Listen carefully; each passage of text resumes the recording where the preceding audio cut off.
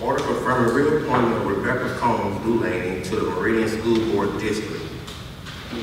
Second. Is she here? Council, I saw her in the parking lot, but I don't think she came, she got in her car, maybe she got a phone call and left. She did pull up before you guys pulled up in the parking lot. I don't see her here. Ms. Rebecca Combs Dulaney was completing a expired term. She's been in the position for about 4 months. I got a call and an email from the school board attorney letting me know that we do need to reappoint her this month for her to continue to serve. And I think you have everything there on her, which you've had in the past in regards to her curriculum vitae. And I'm asking that the council move forward with the reappointment of Rebecca Combs Dulaney. How long? When's their expired? I think it's 5 years. If it's correct. Do we have the dates by any chance? Because I think that was creating some issue. I think that Because they're supposed to be staggered and. Yeah. It's March of 2024. That's 5 years. Council members, I want to give you some context that I know of, and why I'll be voting against this. It's because from some of these emails that I've read that were obtained through a public records request, it's pretty clear to me that there are a few people, Ms. Delaney included, in the private sector who really have a lot of influence over the decision-making process here at City Hall. And they discussed various deals involving public and private property. You may recall the old Witherspoon School proposal that we heard last year that we ultimately turned down. That I did not think it was a good deal for my ward.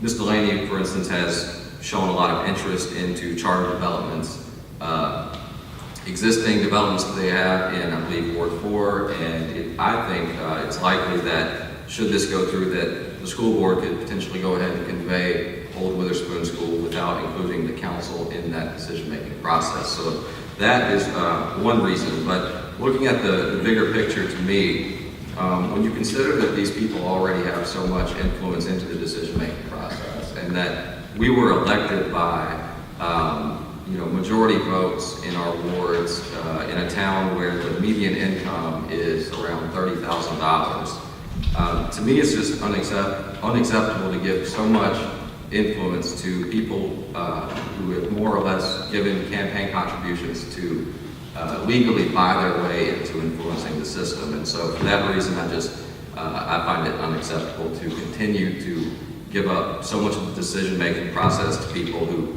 don't exactly have the same interests in mind as much of the people we're supposed to represent.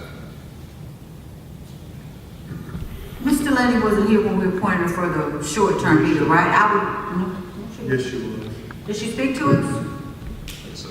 I don't remember. I would like for her to come and speak to us and give us a chance, like we've done with a lot of people, to ask questions, where she wants to go, I move that we move this item, recess it, or like we did before. Take it off. When she comes in. Yeah. I move that we table item number 1 until such time we can speak with Ms. Delaney. That's it. Second. All in favor? Aye. Any opposed? All right. Item 1 is tabled. Number 2, order authorizing acceptance of donations from Michael Mitchell's companies for the Mardi Gras, Meridian Mardi Gras. So moved. Second. Any questions? What's that amount? 5,000. It's 5,000. And is it for any specific thing? Does it have to be spent a specific? It does. The funds will go to support the event. We have to, of course, arrange talent. I think it's the next item. We have to get a secure band. We have to pay for porta potties. We have to pay for all those things that are that you have to do to host an event like this. It is a big draw for our city.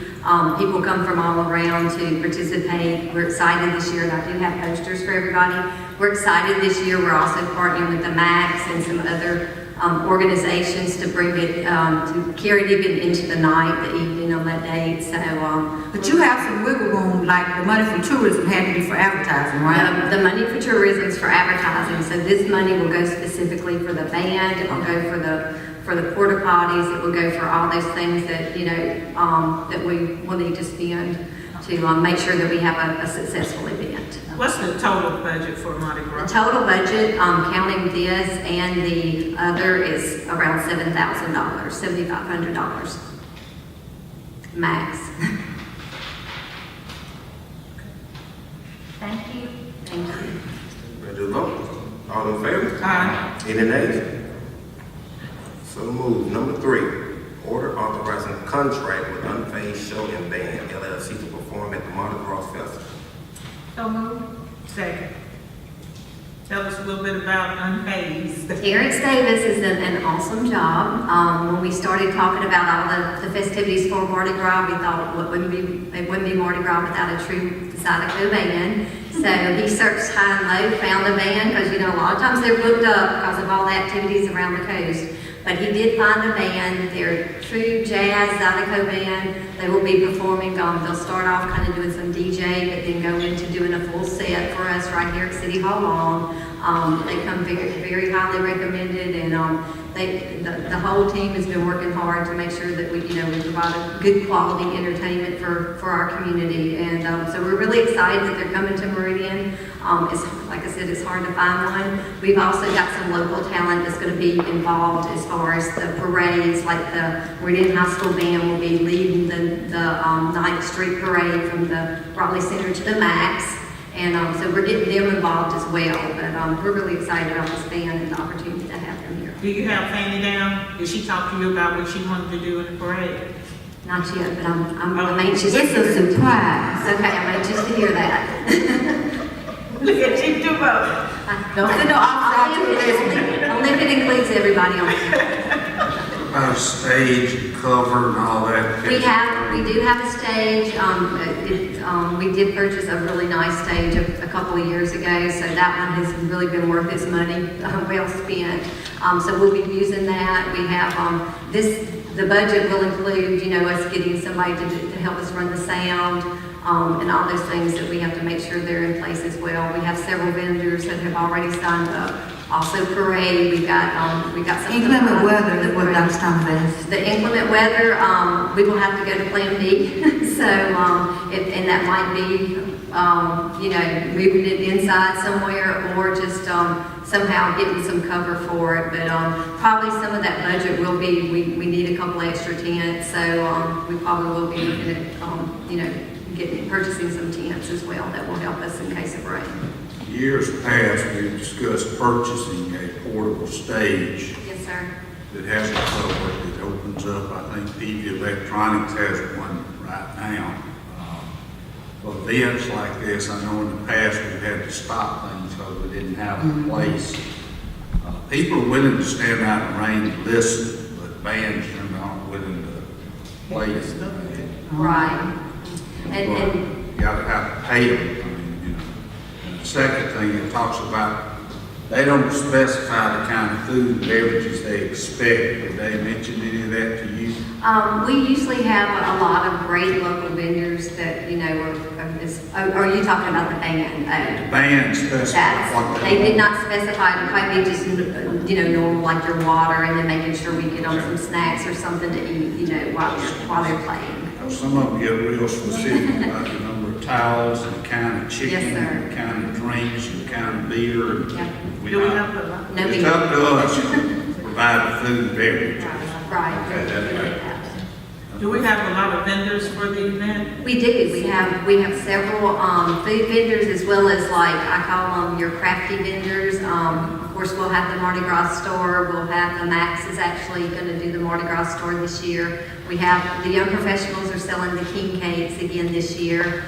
We have some children's activities like the petting zoo, and we have a lot of churches that are involved. We've got a local church they're going to do children's activities. Dr. Thomas, I think it's Central. It's an event that brings the whole community out and gets everybody excited. It's a lot of fun. So we have the Art Council, the Max, the Children's Museum. They'll be doing some events that morning. And so we're just really trying to combine everything and just have a nice big event. Is it too late for somebody to be a vendor if they wanted to? No, ma'am. What's the cost? The cost for a vendor, Contact? the cost for a vendor is $50, and 50? yes, ma'am. And the cost for parade participants $30 for a float, and then $15 for a walking group. And we still want to encourage, anybody who would like to join in the parade. It's a lot of fun. We'll be doing the Barkus Parade first, where they dress up the animals and it leads the big parade. And then we will be announcing the King and Queen soon, so. All right, so $50 to van, $30 for a float, $15 to walk, and what number do they call? 485-1998. And all the money is already set. Yes, the money's set. So, Ready to vote? All in favor? Aye. Any opposed? So moved. Number 4, order authorizing final approval of Crossroads Phase 2 hydrologic cost. So moved. Any questions? Yeah, explain us what happened. Why we get the plat approved and they already started working? This is the plat that was approved by the Planning Commission back in late 2018. So they're just looking to be able to submit this to the county. So we just need our approval as well, just on the plat.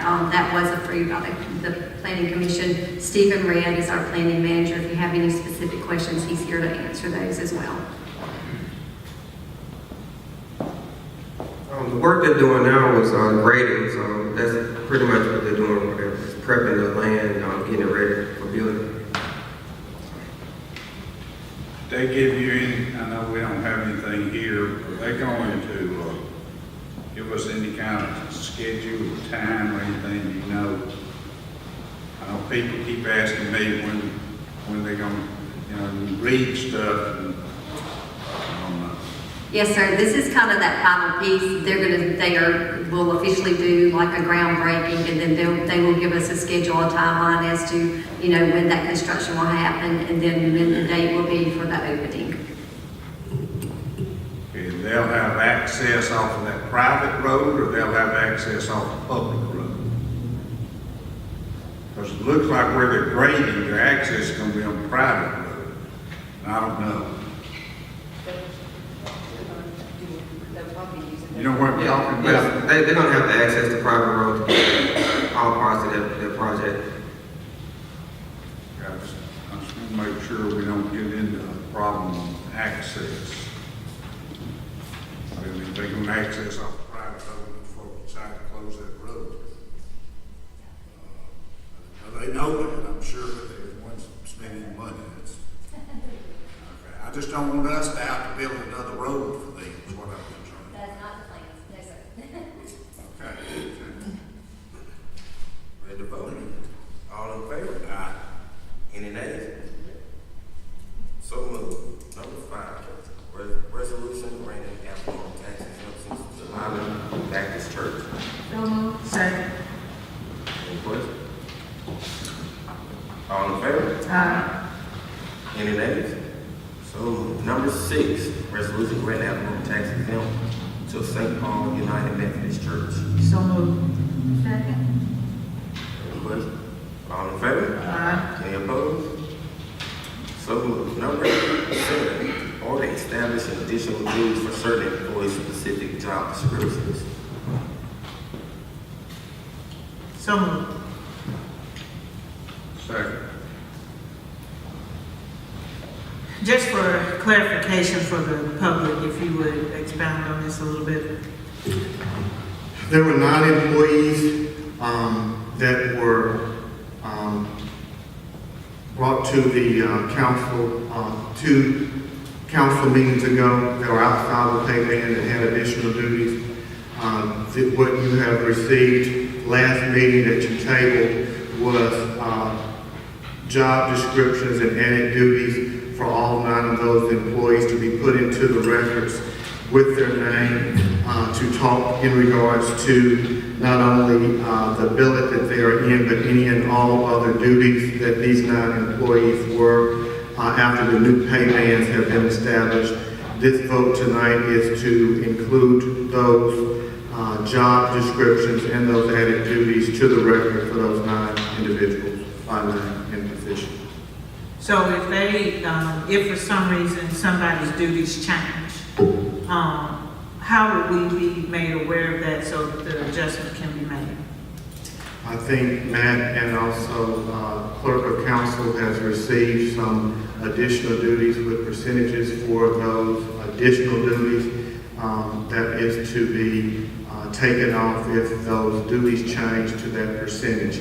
In regards to any other additional duties being either given or taken away, those duties are supposed to come back to the council for communications if they are to go over that pay band, if they are to go under that pay band. From what I was communicated, whatever other monies that they have had in addition to those additional duties, that percentage will be taken away from their salary.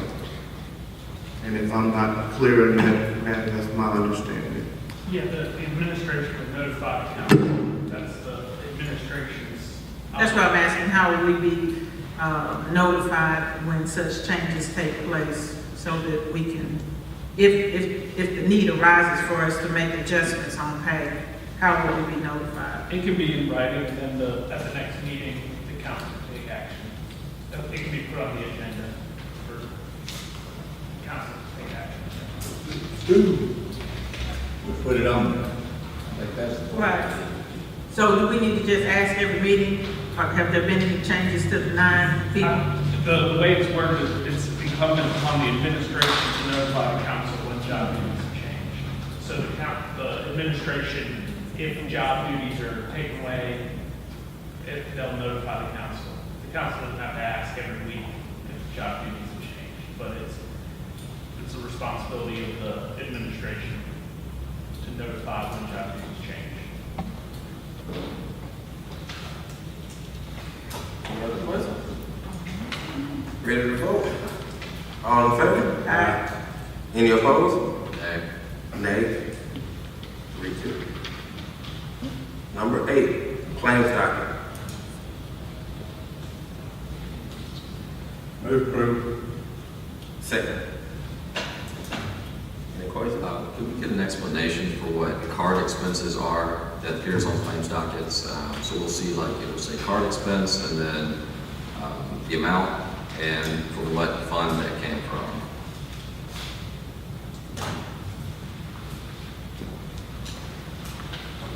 Are you asking in general or the ones that you asked about earlier? In general, yeah. In general, the city has a purchasing card through the state, so the purchasing card is used. But Mike, down with In general, the city has a purchasing card that's through the state that's used for purchasing things. In this case, it was the airline ticket. So it's a purchasing travel card, and there's also a purchasing card for purchasing things, commodities that the city may need. So we have a couple of different cards, but they're all regulated through the state, and the state tells you what you can and can't purchase with those cards. Because I don't want to make too many assumptions, and I'll probably have to revisit this at a later date, but I was looking back at the last year's claims dockets for a specific employee's travel costs, and tallied up about $4,800 in travel costs for one specific employee over the past year. But then I kept noticing those card expenses and thought that might be related to travel. And specifically with it being from the exact same fund, I think in this case, business affairs, it seemed like if that is related to travel, then that would change the total from being $4,800 for one employee in travel costs, which is already very high, which could be justified, to likely over $10,000, in which case I think we'd have a serious problem. So that's something I do want to follow up on. But is that correct that it could be specifically travel costs when this employee goes from one conference to another, whatever the case may be? If it's charged to the travel account, then it is travel related. If it's charged to various office or contractual supplies account, then that's the other purchasing card that's used for purchases. So if I see card expenses coming from business affairs, and that's really all it says, that and the amount, I just need to follow up on the specific claim number to figure out what that's for? Correct. Okay. I'll just have to follow up on that then. Okay.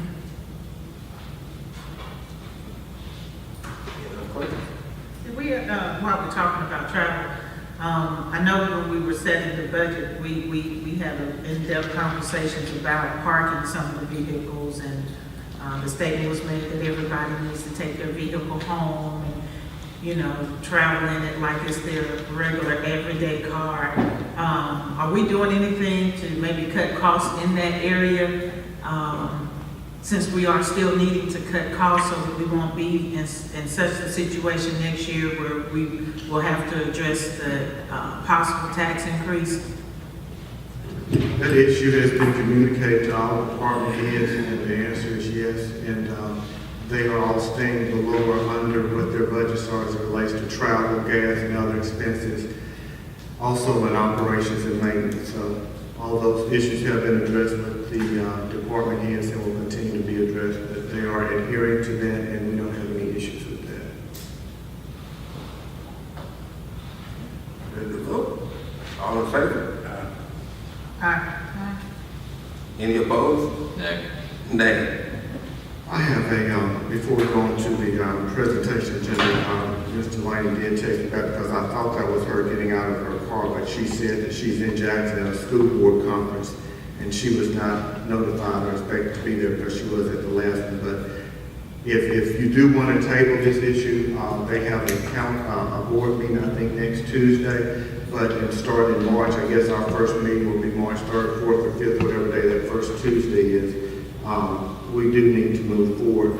The reason I'm not going to continue to communicate, I could communicate on her behalf, but out of respect for her and everything that her and also her husband have done and do for this community, I think it would probably be best that she communicate to your questions that you're asking Mr. Lindeman herself.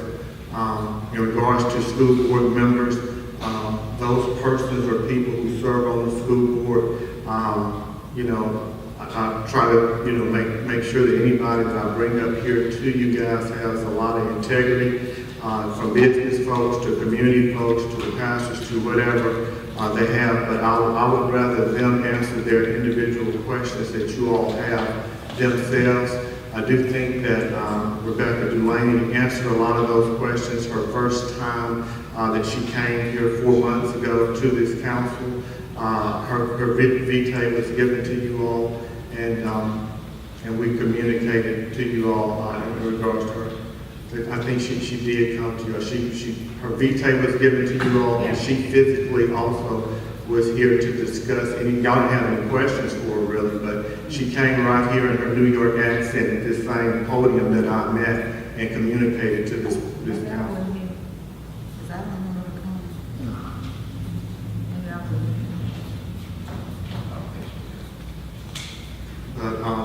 So you're okay with us continuing to have? Yeah, I mean, because at the end of the day, I can go back and forth on a lot of these things, but I think, I people appreciate strong you integrity. speak for us. Yeah, so. To address the concerns. That's why I brought it up, that Yeah. like we need to hear. No issue. So I'll let the attorney for the school board know because they do have one more, I think, meeting next Tuesday. And hopefully our meeting will be before their next meeting in March. We've already voted. It's time for this report. Yeah, it's my report. And I'm going to be brief. If y'all are through. Yes, sir. Yes, I'm sir. going to be very brief tonight. We've talked about the Mardi Gras. The only other thing I have is basically we have a lot of effort going on right now for Sunday at 5 o'clock to complete Planet Playground.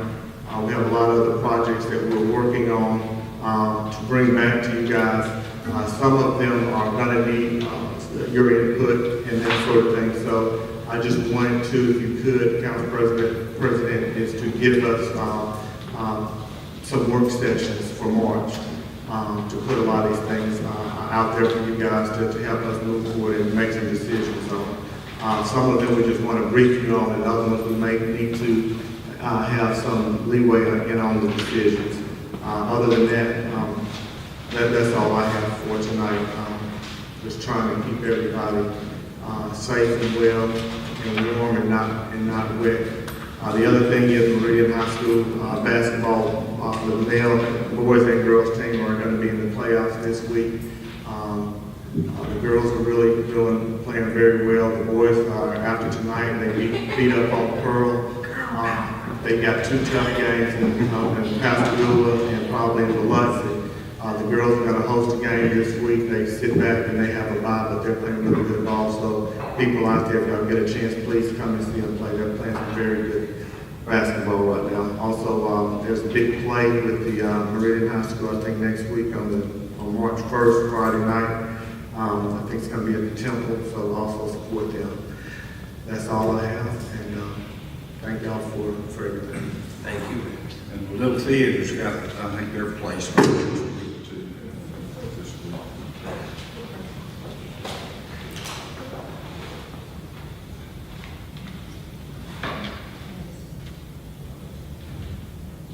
Would March the 12th be fine with your work session? Which one? March the 12th That's second to, yeah. at 9 a.m.? Oh, yeah, I'm sorry. Home break.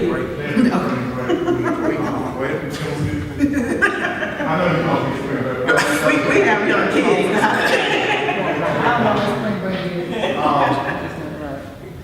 Not spring break, but maybe after that, or if y'all do anything else the week before on a holiday, maybe on before, I hope there's something that goes through. Okay. All right, well, I'll let, Yeah. yeah, we'll get it. Okay. It won't be one of our long. If everybody else is gonna be here, I just know I'm not gonna be. Spring break probably won't be a good week, because I got to go with the department here, they want some time to stay family. Chief already said. No days off, chief.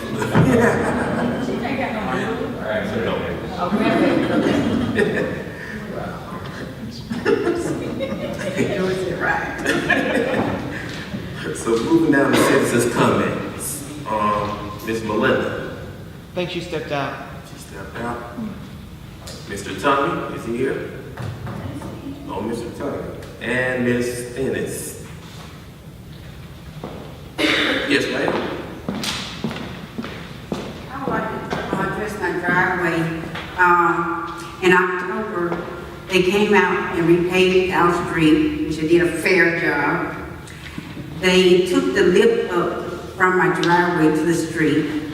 They promised to put it back or replace it. They did not. I've been going through this with Mr. Smith since November, because it happened in October. I talked to Bill Smith in October, Bill Warfield in October. He told me to give me Smith. Got Mr. Smith. He promised me that he would have it done. First, he said that they had to get the material. Then he said he got the material. Then he apologized for not putting it in. I have text messages where I kept texting him in November, December, January, February. 2 weeks ago, he returned my call. Man, I've been talking back and forth, calling back and forth since October, November.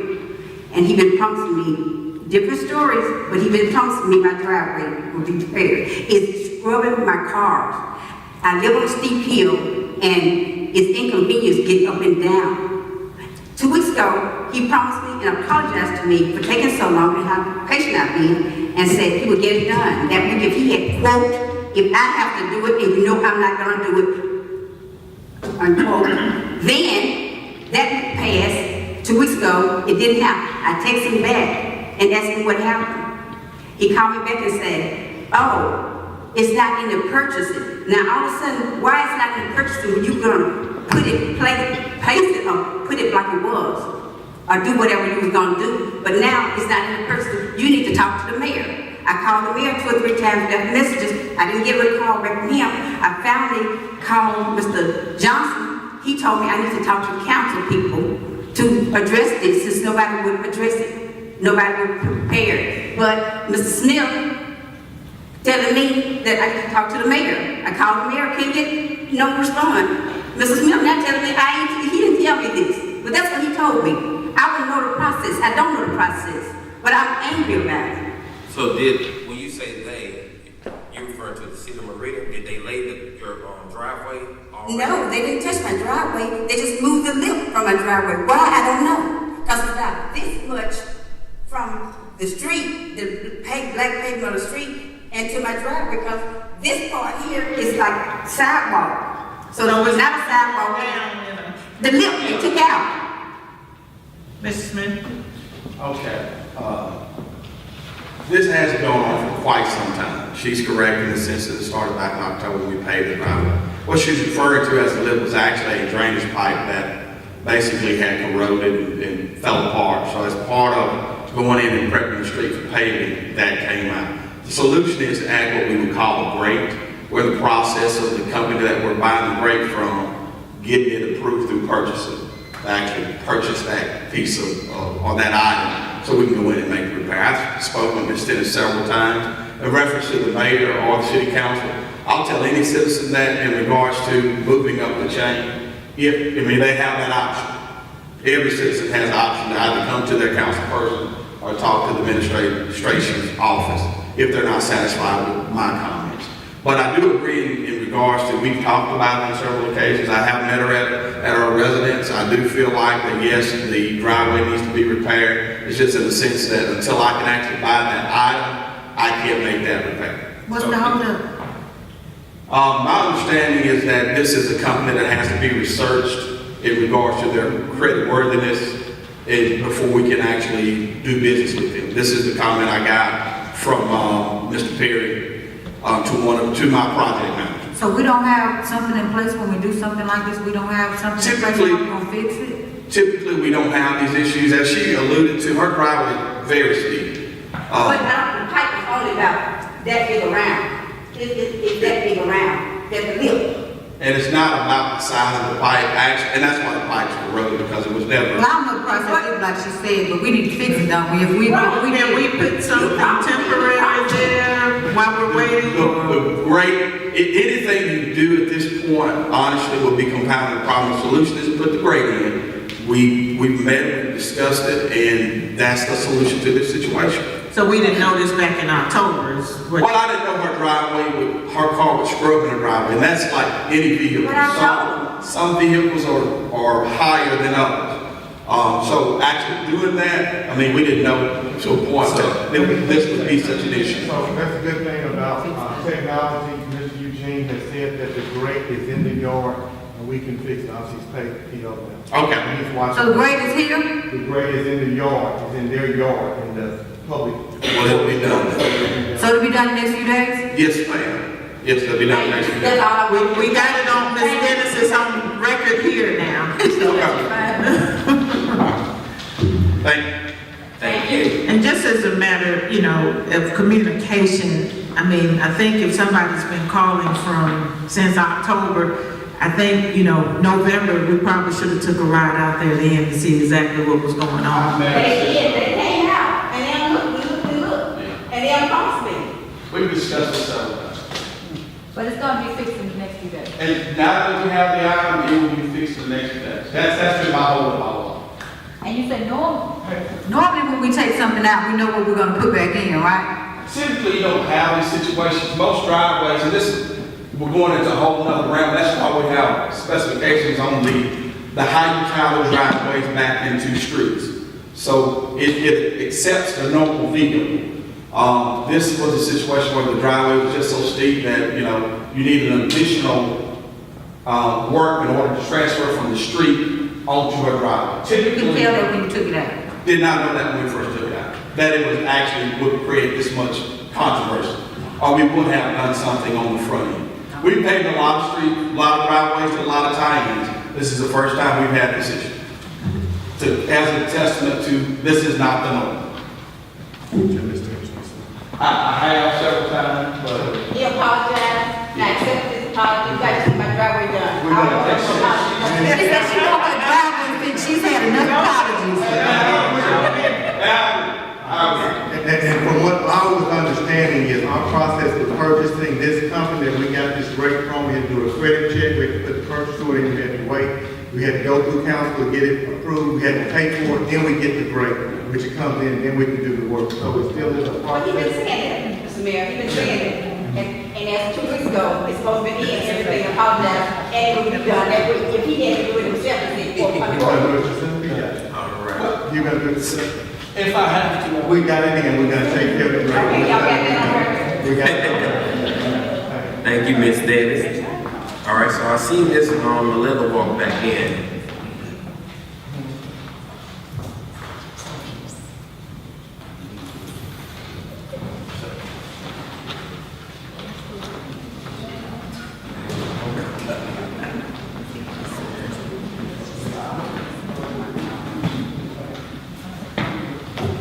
Good evening. Good evening. You already started the clock.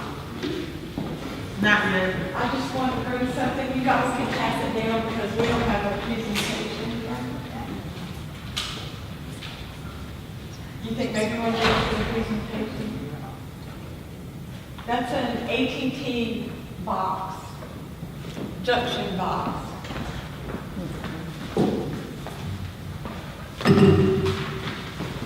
And this, you know why I can't get on the internet, River? I haven't never made a phone call in 2 years, in addition to the radiator fluid in my water.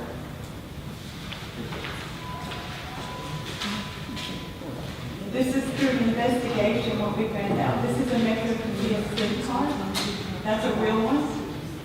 This is a knockoff that was given to me in the store by Bo Bailey's babysitter, was my sales representative. When you go in these stores, you get a long receipt, who you spoke to, time, date. Can you tell which one's real and which one's not real? What's this supposed to be for? Yeah, I'm not. This is a SIM card. I know this is way over y'all's pay grade. I haven't been able to make a phone call for 2 years. My mother's died. Okay? That's a SIM card. You don't want to look at it? We don't know what you're looking at. Well, I didn't I'm just saying. like your comment. That it's Well, over we here. are paid Look, rates. I got that from 3 police officers The Friday. time is clicking, Okay, so. and here, this is from Walmart. It's these are when you put in your phone to put your documents. Walmart sold me look, you have to put them both together, please don't open it. If you look on the back, you can tell one's a bootleg and one's a real one that I bought at Best Buy. Maybe this is a crazy question, but what do you want us to do? Let me explain. Not being able to make a phone call is communism. Not being able to watch TV is communism. Dubos has an Attorney General Wood. You know what? Wait. This isn't funny. Just refer to the council if you don't mind, please. This is a real Comcast cable box. I've worked for them for 12 years. This is a real one. Excuse me. This is a real one. See it? See how it's sealed? I was given 9 contraband Comcast cable boxes. It activates a smart hub TV. Again, I repeat our question. What would you like for us to do? That's within our pay grade. My point is that you can't pass out. You know the pay grade came from the police officer. I'm not worried about it. There are things above my pay grade. I have no issue with that. So, but since you brought it up, what do you want us to do that you assume is within our pay grade? Because this is why there's radiator fluid in my water. So you think that's within our pay grade? Yeah, these are federal crimes handed out at the local Comcast cable office for Attorney General Hood, and Chief Dubos is guarding the gate. Again, I don't know what you want us to do. As far as the phone calls, Let me explain. It's major federal crimes handing out a contraband Comcast cable box that activates a smart hub TV, audio and video. If that is way above our pay grade, you need to contact the state attorney general. I did, and when I went to him, he deleted all the information that I provided to him, and 2 cars ran me off the road. And I go to the Federal Justice Department from there, where I would go. I have electronic shooting, and I'm not done yet, I have electronic shooting at my house 24/7. And that photo that I showed you of the AT&T, each one of you live in your district, and it is also your responsibility when you take an oath to protect and serve the people, that we have water, roads, that we have safe electricity, phone. There's only 3 wires, electricity, phone, and Comcast. Is there any way that we can get someone to check her water? I've already tested it, but you're not going to take my test. It is loaded and ready. No, I'm talking about from our public works, since that's what they're paid to Can I do. share with you what y'all should have done the first time I told you? That's called Mississippi EBQ. The health department. Mississippi EBQ, I don't have a phone. I haven't made a phone call in 2 years. I personally offered you access to a phone. Listen, that's like offering, That was a start. Excuse me, and I appreciate that. But that's like offering Rosa Parks her seat for the bus one day. I'm the Rosa Parks of technology. Honey, we're not gonna compare you to Rosa Parks. I didn't say that. I said it's like offering a seat. Why do you have to get mad at me? We're not upset, dear. Really, I hate the attitude. Thank you. If you weren't able to watch TV and use the phone and drinking radiator fluid and your kidneys are failing, would you be upset? I'm an American. I don't live in Russia. Mississippi's in America. Have you checked with the health department? Mississippi EBQ, when you take an oath, you guys to do a job, you're supposed to be able to know what to do when a constituent comes to you. And so that's why we're referring you to the health department That's not and our who you go public works to. department as far as your water. All right. Down to council comments. Thanks, everybody, for coming. Good evening. Just for clarification, Matt, I'm not sure if you know, is there still a meeting on the 21st? Yeah. Where is it going to be? This is the Department of Justice Community Input Meeting. It'll be here in this room, and I passed a note to Tyrone, no mention of it. Oh, you did? Yeah. I mean, because I canceled my community meeting for this meeting. So I'm trying to get the details. What time? This Thursday, 6 o'clock, that's February 21st. It's up here in City Hall. All right. So for those of you who may have been intending on coming to St. Paul for our community meeting in the district, please join us here. I know our president's going to re-emphasize this at 6 p.m. at City Hall on this coming Thursday for a very important community meeting. I do want to echo the mayor and congratulate the Meridian High School basketball teams. I do have a special passion for the girls, you know, girl power. Me too. You know, we're doing this big and that is awesome. I do want to encourage you to volunteer. And I want to thank Public Works publicly for the lights, the flashing 15 miles an hour lights that I've seen at the schools.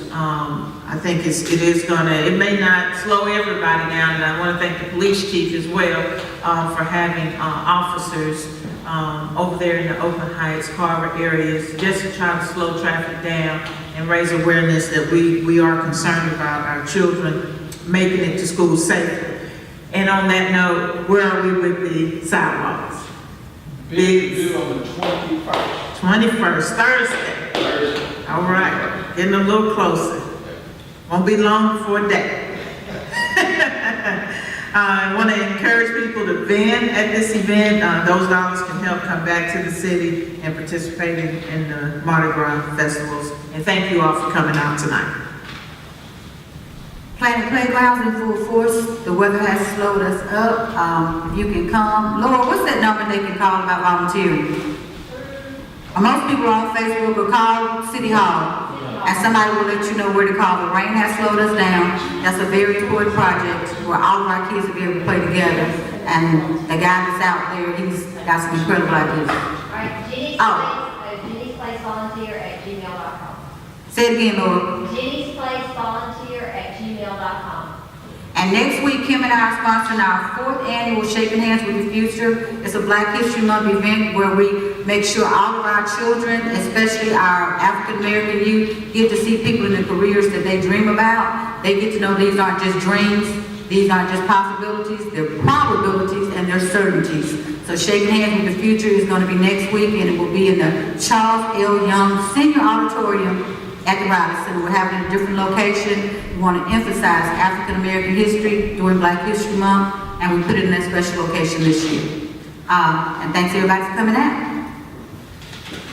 And Dan, can you stay a minute and help me with this computer when we get through, please, sir? He told us. Yeah, it's up to making noise. He's done something. I just want to read a short thing. Many of you have heard it before. It's called A Simple Lesson.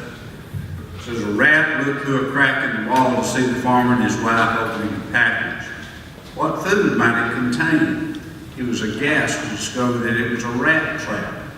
Retreating to the farmyard, the rat proclaimed a warning. there's a rat trap in the house, a rat trap in the house. The chicken clucked and scratched, raised her head and said, "Excuse me, Mr. Rat, I can tell this is a grave concern to you, but it's of no consequence to me. I can't be bothered by it." The rat turned to the pig and told him, "There's a rat trap in the house, a rat trap in the house." "I'm so very sorry, Mr. Rat," sympathized the pig. "There's nothing I can do about it but pray. Be assured that you're in my prayers." The rat turned to the cow. She said, "Like, wow, Mr. Rat, a rat trap. I'm in grave danger." So the rat returned to the house, head down and dejected, to face the farmer's rat trap alone. That very night a sound was heard throughout the house, like the sound of a rat trap catching its prey. The farmer's wife rushed to see what was caught. In the darkness, she did not see that it was a venomous snake whose tail the trap had caught. The snake bit the farmer's wife. The farmer rushed her to the hospital. She returned home with a fever. Everyone knows that you treat a fever with fresh chicken soup, so the farmer took his hatchet to the farmyard for the soup's main ingredient. His wife's sickness continued, so that friends and neighbors came to sit with her around the clock. To feed them, the farmer butchered the pig. The farmer's wife did not get well. She died. And so many people came for a funeral that the farmer had the cow slaughtered to provide the meat for all of them to eat. So the next time you hear that someone is facing a problem and think that it does not concern you, remember, when there's a rat trap in the house, the whole farmyard is at risk.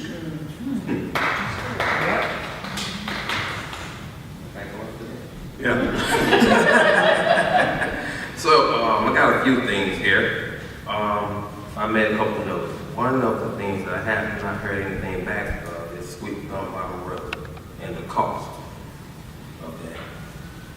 Do we have anything yet? County engineer will come back? No, sir, we're still waiting to get a final design and estimated cost from engineering plus. Magnolia Swimming Pool. Have we heard anything back from that? We got a quote back, it's not the quote that I want to say it was around $20,000 or something to do some of the things that we needed done. Is that repairs? $20,000. So I'll get that and email it to you, because maybe you can look at that the next budget year period. It's basically, it's 20,000, or let's say 17, 18, $20,000 for some maintenance issues, right now maintenance issues. Okay. There's a tree out there as well. Have you guys talked about that? The tree at the Magnolia Pool. There's a tree that is. Yes, leaves, limbs, and everything is falling inside the pool, and the pool is halfway filled from the rain. Just, I don't know if you guys know that. Yes, sir. Magnolia Court. I've been talking about a water fountain being put out there for the longest. Still haven't got there yet.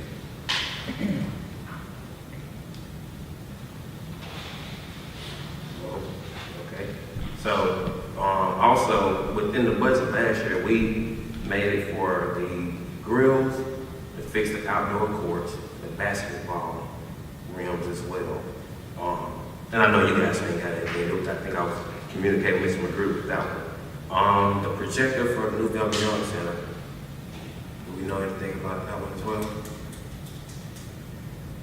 What projector? That goes on the outside, that shows on the back of the whole building.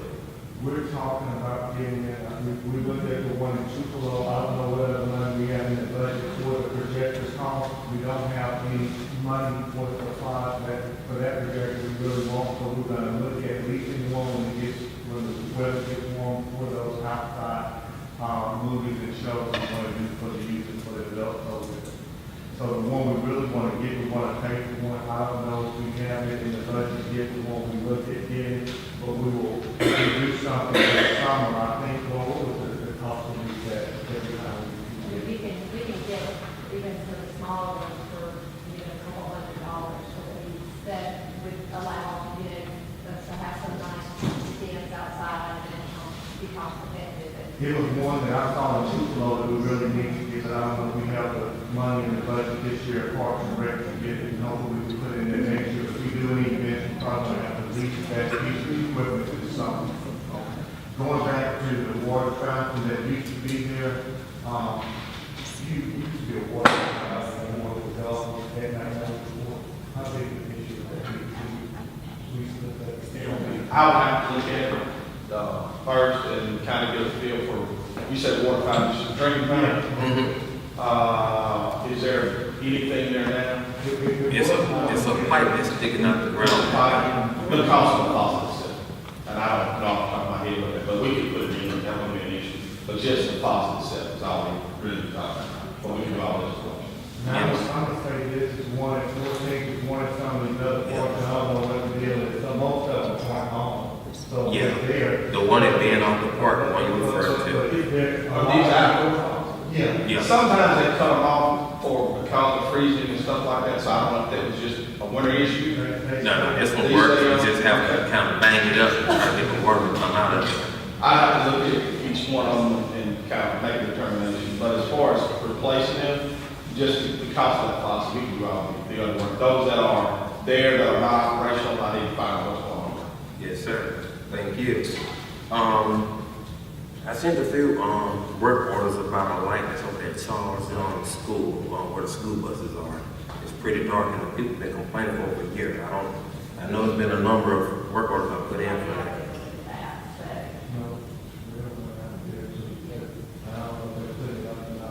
We have been one of our local, that's more right by the center, right by the place, out by the street. Yeah, there's been a work order turned into Mississippi Power for that. Okay. Debris. There's still debris left over from the tornado since April of 2018. Do we have any plans for getting that up or have we want to get that?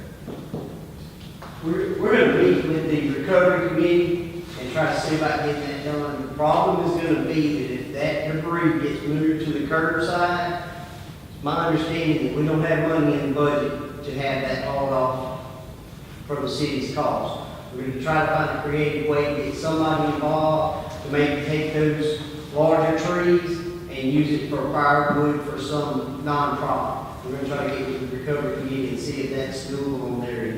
We still can't go on private property and remove that tree. And even if we had the right to, it's a cost measure. Because we're running neck and neck, and we really had a conversation with Ms. Loudon recently, and she may want to, expound on what I'm saying, but that account is already sending some benefit to training. Even with the increase in the bill? Because the increase just went into effect in October, you remember that fiscal year, we said we were running into a deficit of about $400,000. So we added the increase, but the increase just went into effect in October. So now we're starting to decrease that $400,000 deficit, but it will take this fiscal year to just get to the break-even point. Since the contract is coming up, I mean, I think it might be good for us to have some conversation with these people and just ask about some in-kind stuff, since we have been committed to them for years and this was an act of God. Surely they might consider, if we talk to them the correct way, doing some in-kind things. I'm actually addressing Mrs. Smith. Some of the costs are not necessarily related. Disposal to Meridian, which is another. It's not the pickup cost, it's the actual tipping fees on the disposal cost. So Maybe even we if need to they're, talk to the landfill people. I just think maybe we need to have conversations with some folks just to see how far we can go. And, I mean, there's a lot of philanthropists, however you say that. Well, a lot of people that give money, and a lot of business folks in this community that say they love and care about the community. I just think, perhaps we need to be creative in finding some other resources to help us get what we need to get done. Especially in certain neighborhoods that, it's amazing how in other places, if something like that was to arise, there would be a way to get it done. And I think if we open up the conversation and say, hey, be intentional and aggressive in saying, we need your help.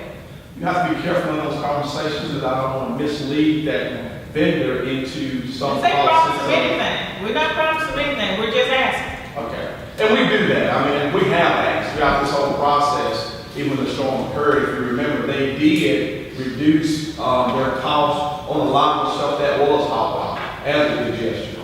But I just, I just want to caution the carefulness of those type of conversations from a person in my position to go out and have those discussions. Better for someone, maybe but it's real difficult for an individual in my position to have those discussions to the level of, to that level, because of the implications there. And let me say one other thing. We have picked up a lot of the debris, all of the debris that is ours really truly to pick up that is outside of that person's personal property.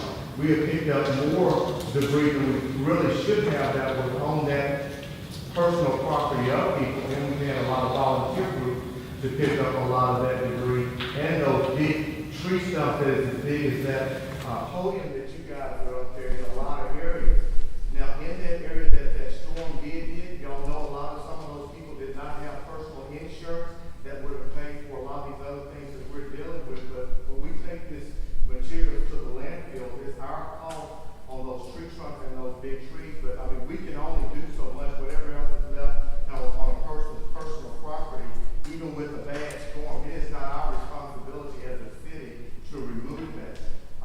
It is the responsibility of that homeowner or that landlord who may be renting that house out to that homeowner to remove that stuff. And that's why I'm saying with the group that we work with and with some of the things that we've done as a city, we have pulled a lot of those things that was not even our responsibility to pull off of private land or private homeowners' properties. Now, there are still some debris that is on the streets from that storm that this committee or the Doug group is not doing. We need to address those. But in regards to a lot of these things that you all get requests on that may be still on people's personal property, it's still not our responsibility as a city to be responsible for those costs because, again, a lot of those trees that I've seen, I go down Randall, I go down 24th Avenue and 23rd, those are the responsibilities still of that homeowner or that landlord who has that person renting that house to be responsible for. It's not the city's responsibility to do some of those things. That's why insurance is important, that's why renter's insurance is important, and that's why these conversations to our citizens about those things are very important. Because they assume some responsibility as well, even through a peril like that storm. But if there's some things that we need to address, we need to have that email. There's still some specific areas I thought that we looked at. And even we photographed a lot of the stuff as we went through, and some of what we're seeing now does not agree with the photographs that were taken at the time when we did our plan. That's it. I know for certain that there are many stumps that on city right away that we have not taken care of. Can you give us those exact ones? Yeah, I did. One of you guys had to ride around with baby Lord, and I saw the exact all the locations where these stumps were. I still haven't heard anything back about that. A lot of the citizens are calling me and asking me what's going on, and it's approaching a year. So, I don't know. I just have to bring that up. Creeks. A lot of the citizens are telling me that when they have a ditch by their house, that the city is telling them that it's their ditch and they're not responsible for their ditch. Can y'all explain that to me a little bit? If the ditch is their property, and a lot of these ditches belong to that citizen, it's just that simple. A lot may include that ditch. Some of these ditches are even owned by the state. I'll throw that as for instance, but at the end of the day, if our maps and the tax maps do not say that is city written property, we cannot go and clean that ditch. A lot of these ditches are not publicly on their property. There's a ditch right behind Elmwood Cemetery. Do the city own that creek that's behind there? I would have to look at that specifically. I couldn't tell you that off the top of my head. I could not. Okay. Because my concern is with that Elmwood Cemetery, we know it's an abandoned cemetery, but we have trees that's falling into that creek, and it's causing that creek to overflow, which could cause damage to other people's property. So I just wanted to make sure if the city don't own that creek, we wouldn't be responsible for those people. If there's a situation, and I would have to bring that before you as a council, we've done that in the past, where there's debris in the ditch, and it's creating potential hazard to property or life. I could bring that situation before you, and you all as a council could vote to allow us to go on that property, with some other legal avenues such as homeowners agreements and so forth. But you all as a council have to give the city authorization or public works authorization to go on that private property. I could just go and do it. But I'd be willing to look at that case and see if we can do that. I have no problem with that.